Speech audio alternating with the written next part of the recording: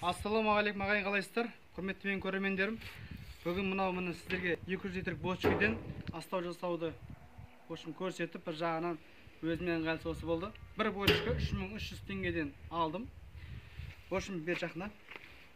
Мынау әр бочкеде, мына жерден көрсетіп отырсам, мынандай өзінің сызығы болады.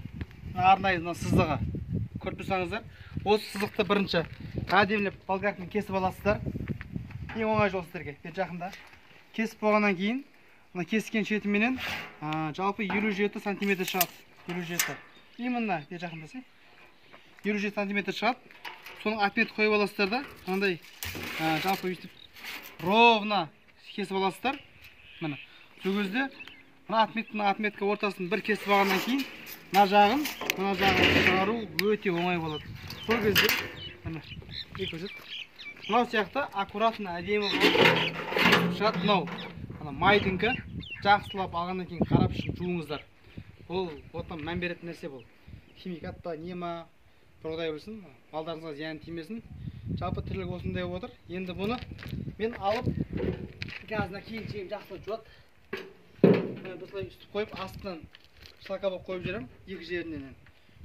Таяқпенен жаңағы ағаш бар, не бар, екі жағынан қойып, былайын астау болады. Общий, ұзындығы 90 сантиметр, екіге бөлгенде 10-нан 9-18 метр шығады екен жобасы. 18 метр шығады, ровно.